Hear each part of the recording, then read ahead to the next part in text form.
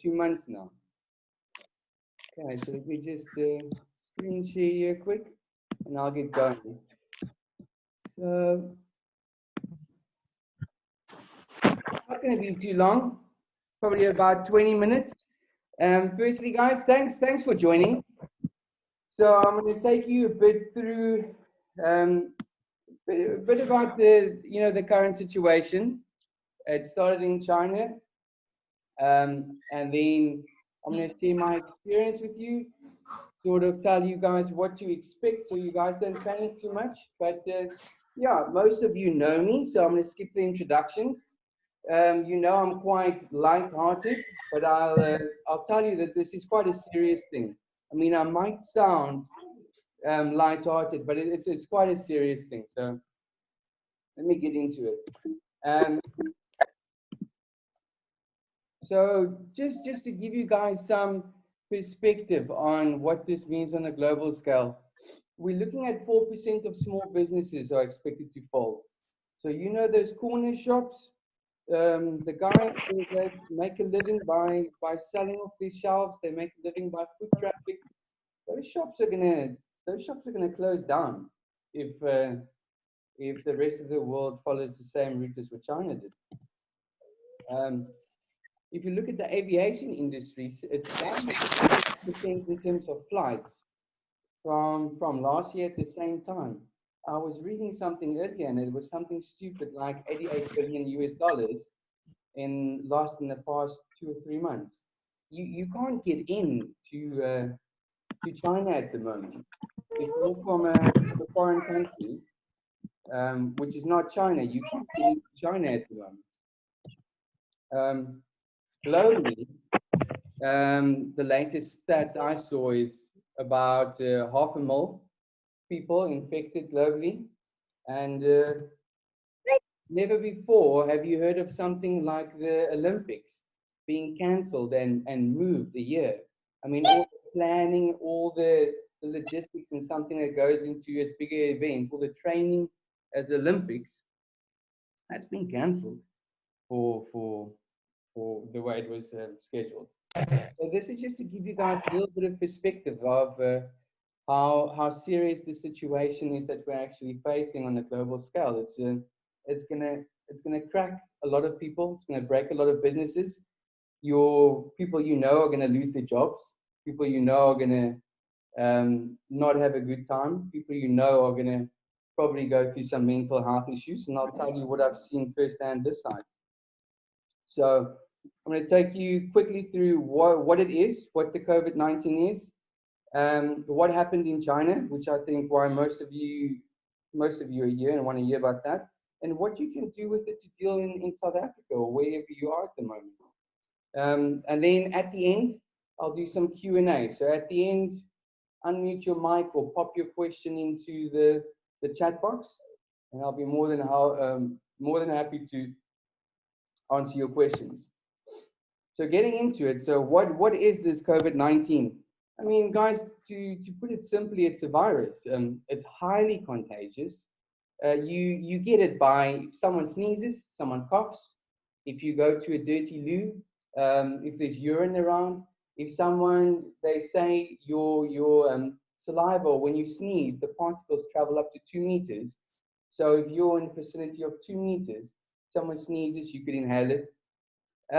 You could, this is funny, but not so funny, but they actually uncovered that you can get it through a fart. Someone farts and you inhale it. Funny, yeah, but you can also get the coronavirus. So it's highly, highly contagious. There was a case in China of a guy literally running across the road to a little shop, came back, was infected his whole family.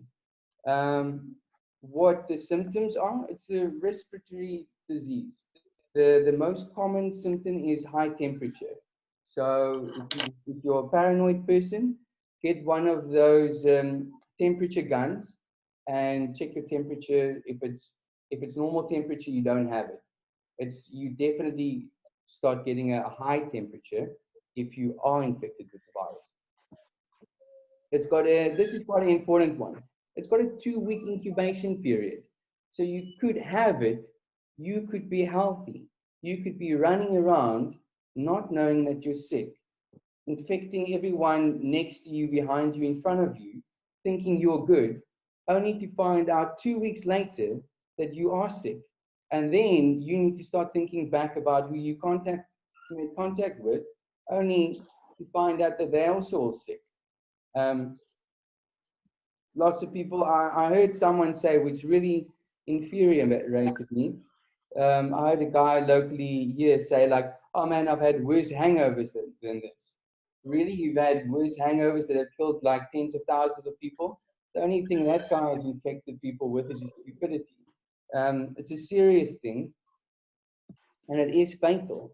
You can't compare it to a common cold or anything like that. Listen, this is how this thing works. Our infrastructures are not built, and I've seen this firsthand in China. Our infrastructures are not built to handle so many people run to a hospital. So now all of a sudden, you get 100 people flogging to the local hospital because they think they're ill. What that then means, you get your normal person who is just maybe he needs to go in because he's got an asthma attack. Now he can't see a doctor because he doesn't have capacity to see a doctor. So he has a fatality because he's having an asthma attack, not being able to get medical treatment. So in China, you saw two types of fatalities because of this virus, primary and secondary. So A, people would die because they extracted the virus. B, people would die because they didn't have the virus, but they couldn't get the medical treatment they had because the infrastructure just wasn't built to take on so many people in the okay?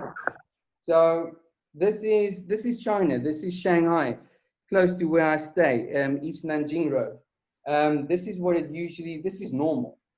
So you tell me what you think happened in China. 1.4 billion people, 26, 27 million people in Shanghai alone, and that's one city. So what do you think happens when you have a highly contagious disease in one of probably the most populated areas in the world? It spreads. It doesn't just spread the virus, but it spreads panic, it spreads fear. So what did China do, which I thought was an extremely good thing? They went into quarantine. So the government acted very quickly. Everyone was told to go into quarantine. You were basically confined to your four walls. So me personally, I mean I was in my apartment for a little under 2 months. I worked from home, gymmed from home, ordered my food from home. When I did see people, it was through video call. So this is what the streets of China look like, and these streets were usually filled with people. I tell you what, um, the people of China are very disciplined, and that's why they've been able to turn this thing around in such a little time. I don't see the rest of the world being as disciplined as China, and I don't see the rest of the world turning it around as quickly as this country did. So here's some spread logic, because lots of people don't get the, well, why self-quarantine? Why do the lockdown? Why stay in your house? Why don't you go to your friend's house and have a braai? It's very simple. Here's, this means the red exclamation marks means this person's sick, right?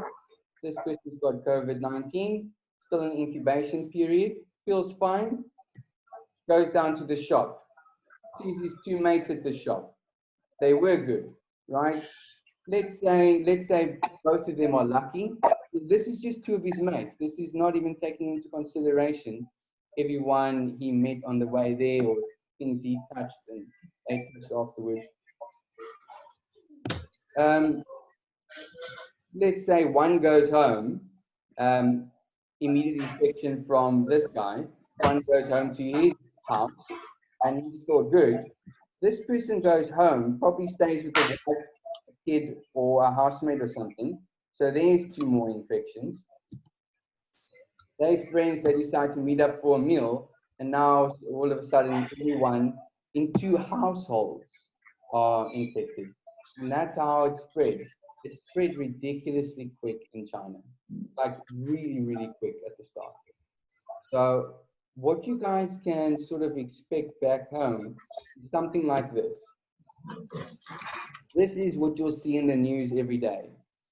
Your confirmed infections, suspected infections, the people that are recovered, and your death.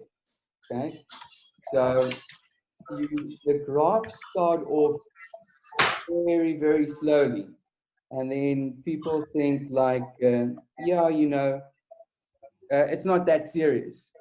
It's not. I mean, it's like 10 people. And then you see, okay, the next day, the next 2 days, no, it's not that much. It's like 20 people.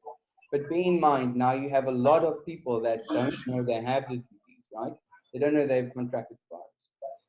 Now, all of a sudden, in about week 3, week 4, you see this massive spike, and the numbers just shoot up by the thousands.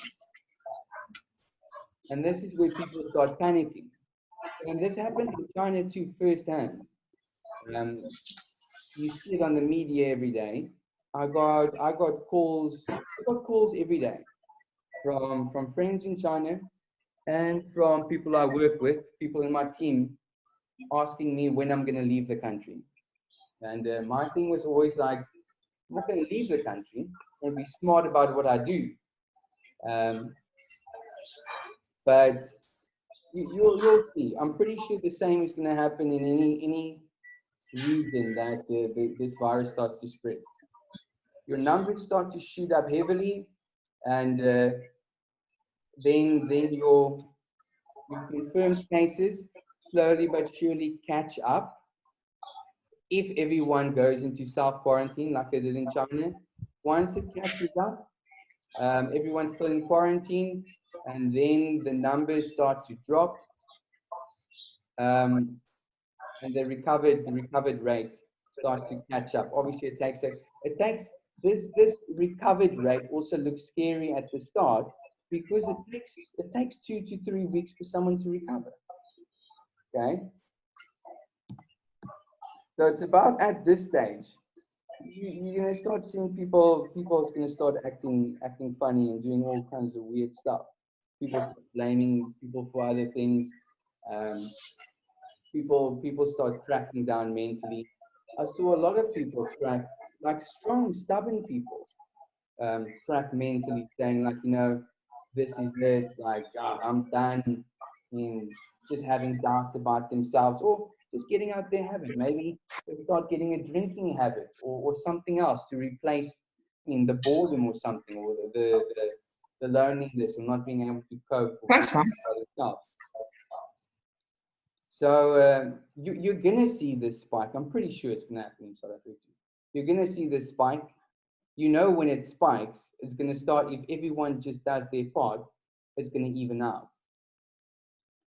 So to sort of prep you guys for what you can see in the news, this was in the news.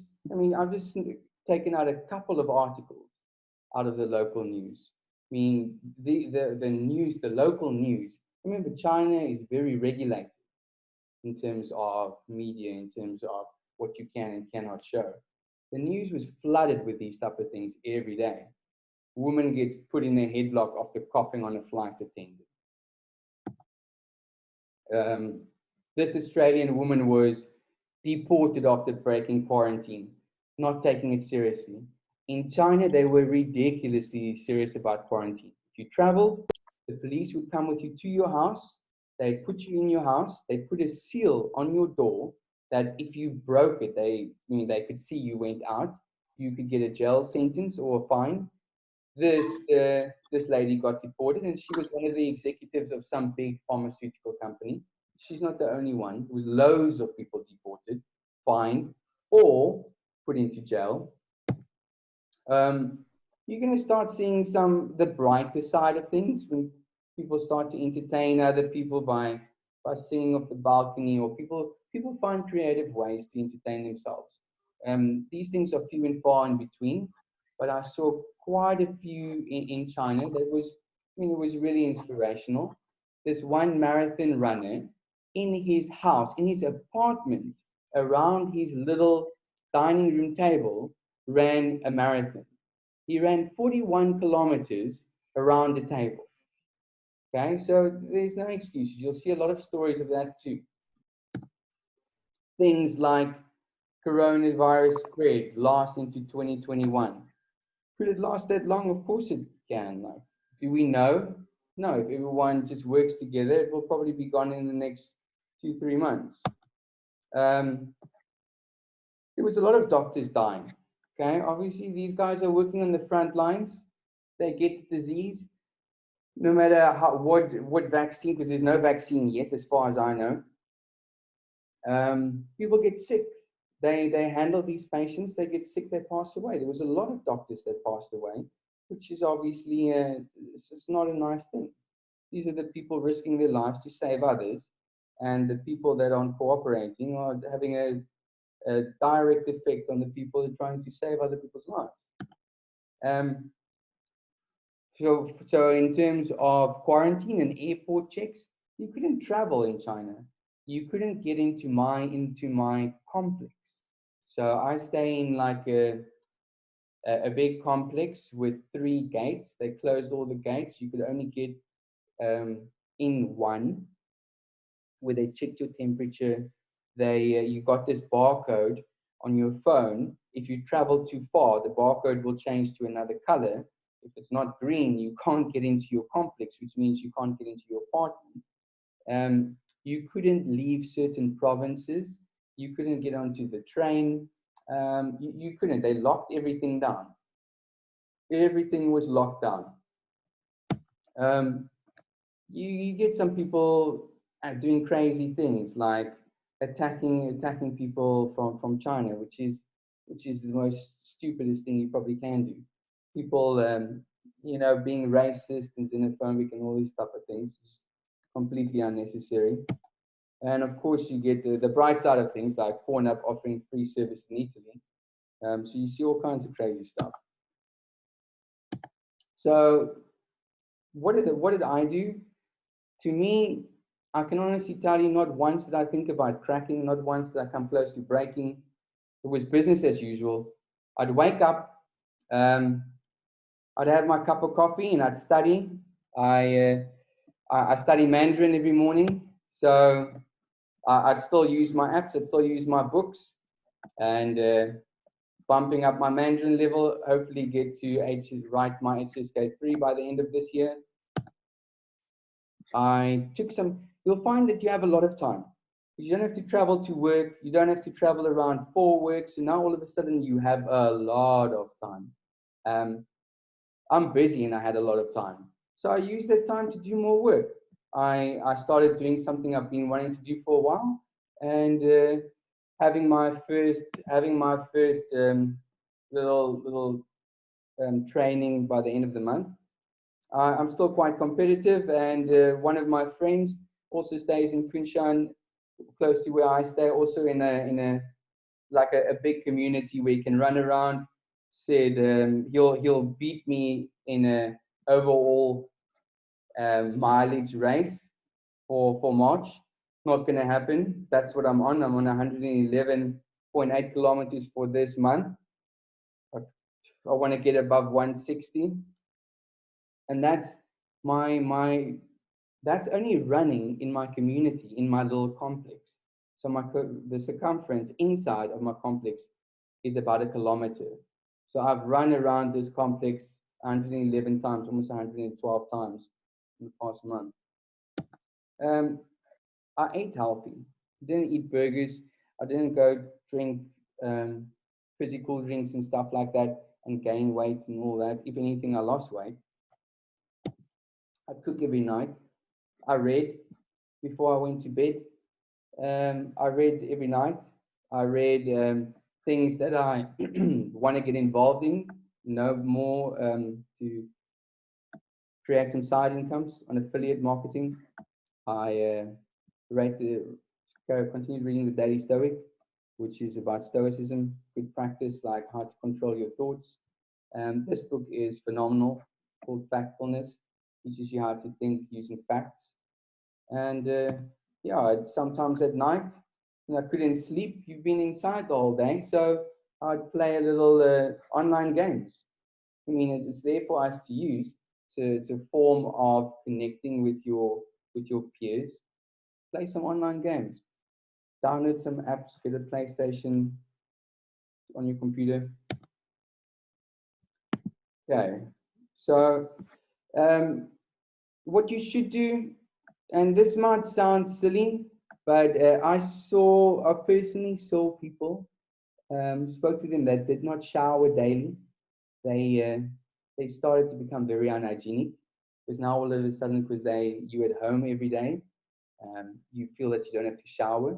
That affects your mental health. You might not realize it, but I've seen that affect people. I've seen people not do exercise daily, whether it be walking to the shop, what they used to do, now just sitting, and that used to affect them.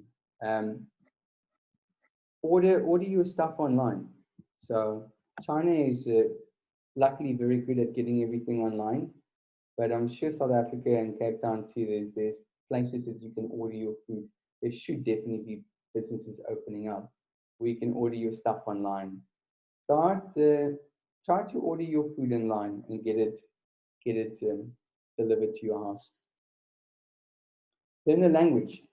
If you have a lot of time, find something that you could use that time with. There's lots of free language learning apps. Learn the language. This might sound again silly, but keep an eye on your mental health. The amount of people I've seen leave this country in a bad state or are still in a bad state and trying to get out of that mindset of like, Jesus, what just happened? It's a lot of them. It's a lot of them that have been taken out of their routine, been taken out, people taken out of what they used to do, and they don't know how to cope with it. And now things are not back to normal here yet, but they a lot better than they were. Some people are still struggling to cope with that. Video call your family and your friends. I still phoned my mom almost probably every 2 3 days. Had like an hour conversation. What you shouldn't do is don't stockpile. It's silly. What you're doing is you're affecting a supply and demand. There's a certain supply due to certain demand. So now if there's a spike in the demand, you're messing with the supply. Um, food definitely got a bit more scarce during this situation due to in China due to certain things being closed. There was definitely 2 or 3 weeks where the shelves were looking pretty empty and people were panicking. But it was just that like 2 week period where everyone just had to quarantine. And after that, essential goods and stuff like that, you could see there was still stuff back in stock and stuff that you can order. Um, don't go buy perishables. I saw people buy perishables and half of it goes to waste. It's not it just increases your region's wastage. It's not really a good practice. Now. Don't follow the news daily. All you're going to be seeing for the next couple of months is negative news. I didn't really follow the news. I never follow the news. I don't have time for negativity. Keeping up with negative stuff is hard work. You might not realize it, but reading negative media, and it's all that you'll see, is hard work. Very strenuous. Don't spend your time on social media. I know everyone likes social media. Put an hour or half an hour, half an hour in the morning or half an hour at night, whatever you prefer. Put it aside and use that for social media. But don't come out at the end of like it will be longer than three. It will be longer than 3 weeks. I suspect it's not over that quickly. Don't come out on the other side saying like, yeah, I used my time boozing and spending it on social media. It's not worth it. Try not to leave your home. As I explained to you early on, it's highly contagious. So if you walk down the road and you decide you're going to go to Pick and Pay, you might just bump into someone because you've now increased your chances to extract this virus. Try not to leave your home. I mean, I'd like to think that's one of the reasons why I'm healthy and strong. Didn't really leave my house. I had nothing to worry about. My mental state was always good because never did I worry, what if? Am I feeling sick? What if I bumped into someone and so I never had that extra panic because I was always at home. I just collected my food from the drop-off zone, came back in, sanitized my hands, unpacked my stuff, sanitized my hands again, and you're good. And don't panic. Again, panic's also a very time-consuming, a very tiring thing. If you do the basics right, just be logical. The virus spreads human to human, so person to person. So if you stay with your family indoors and you're not around people, you're not going to get it. And there's no reason for you to panic. Neither is there any reason for you to stress about anything, worrying like, oh, I might have a fever. Okay. If you're a business owner, or if you're in a position to make some business decisions, I work in a company and I'm pretty fortunate to still have my job. I'm very fortunate actually that I have my job. None of my pay was affected. I didn't have any salary cuts. I didn't have a prorated salary. Nothing. Like I said, I'm lucky because I work for a big company. Lots of the people that you know might not be that lucky. I personally know people. I personally know family members that have now not been so lucky with keeping their jobs. So if you're in a position to make these type of decisions, avoid resignations. I can tell you, I work for a company with almost, I think it's 55,000 people. We turned that company's business model around and it's a 55-year-old company. We turned the business model around in little over 2 weeks. In little over 2 weeks, that we turned the business model around to still operate during a time where we couldn't actually leave our house. Avoid stuff like prorated salaries and retrenchment. Instead of giving people prorated salaries and retrenchment, think about new roles. I mean, if you're a white collared worker, there's no reason why there's no opportunity for you to think about another role. What else can you do to breathe to make the business profitable? So include your employees, brainstorm, and you'll be surprised at how you can actually still generate a healthy profit during these times. Have weekly meetings. I personally with in our department we still had two meetings every week. Still had training every week. I would phone. I can't phone everyone, but I would phone everyone like as I go through the name list and say, hey, how are you doing? How are you doing today? Have you showered? Have you ate something healthy today? Are you okay? I did one-to-one calls all the time because people need it. Get your staff involved in groups. So fitness groups, gaming, cooking, whatever it be. Don't now think, oh, we stuck at home. There's nothing we can do. Our company did loads of groups, online yoga classes, online fitness classes that you can zoom in, all these weird types of competitions where you had to list your favorite songs and talk to your customers, give them something to do. Everyone's looking for something to do. If anything, this is the best time for you to be talking to your customers because even someone with 100 years of experience as a business does not have this experience. So the playing fields are level. As far as I'm concerned, there's no better time to start a business or start doing something new because it's new to everyone. Spoken about that. Set up, if you're in a company, find out what the medical procedure is. If you guys have medicals or something through your companies, find out what your medical procedure is. Find out how you can improve it for everyone. Yeah, and look after the blue collar workers, guys. So what else can we learn from China? Self-quarantine. Let's see. Where you go? Am I? Yeah, because we can't hear you. Okay. We can't hear you, boy. Okay, give me a minute.